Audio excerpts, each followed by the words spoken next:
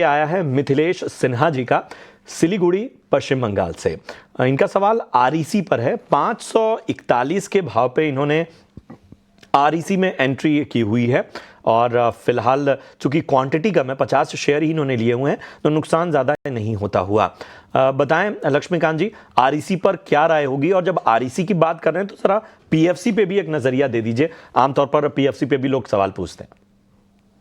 देखिए, आरएसआई में एक शॉर्ट टर्म ब्रेकआउट एक्सपेक्ट किया जा सकता है टुवर्ड द लेवल्स ऑफ 535, और ये स्टॉक में hammer kind of candle formation बनता हुआ नजर आ रहा है डेली के चार्ट्स पर।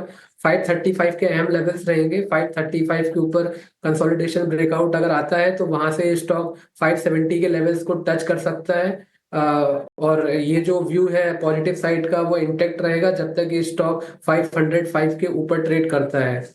वहीं पर अगर हम पीएफसी की बात करें तो पीएफसी में भी सेम काइंड ऑफ स्ट्रक्चर बनता हुआ नजर आ रहा है। हालांकि ऑन ऑन मंडे को इसने एक शूटिंग स्टार पैटर्न बनाया था, बट अभी भी ये स्टॉक उसके उसके प्रीवियस स्विंग लो के ऊपर ट्रेड कर रहा है।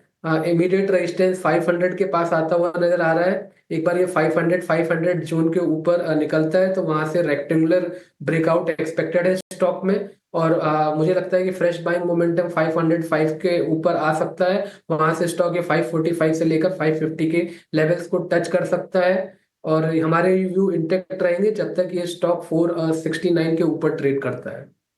फोन लाइन पर नागपुर से हैं एसके जैन साहब। नमस्कार जैन जी, कैसे हैं आप? मैडम, आप मेरे पास 100 शेयर है एसजेवीएन के 62 के भाव से। 62 एसजेवीएन, ओके। हाँ, और 25 शेयर से जुपिटर वैगन्स के 378 के भाव से। लॉन्ग टर्म इन्वेस्टर हूँ, आपकी राय जाननी है। चलिए, बहुत बढ़िया।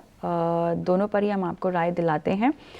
लक्ष्मीकांत जी, आपके पास मैं आऊँगी। जुपिटर वैगन्स में इनका जो प्राइस है 378 है और एसजेवीएन में 62 बोल रहे हैं। दोनों ही काउंटर्स में इनको मुनाफा हो रहा है, लेकिन इन्हें और मुनाफा कमाने के लिए आगे भी लंबा रुकना है। कितना रुकने की सलाह चार्ट्स के मुताबिक आप इनको देंगे दोनों ही काउंटर्स में?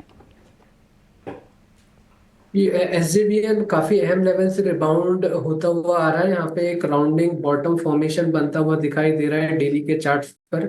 और आरएसआई भी बुलिश डाइवर्जेंस शो कर रहा है। Immediate resistance around the levels of 118 है, वहां से अपर साइड के ब्रेकआउट एक्सपेक्टेड है। एक बार ये 118 के लेवल्स को निकालता है तो वहां से फिर ये स्टॉक 135 के लेवल्स को टच कर सकता है, जो कि इसका नेक्स्ट हर्डल होगा। और 135 के ऊपर जाता है तो जो नेक्स्ट अपर साइड के जो मोमेंटम है वो 140 टू 145 के दिखाई दे रहे हैं।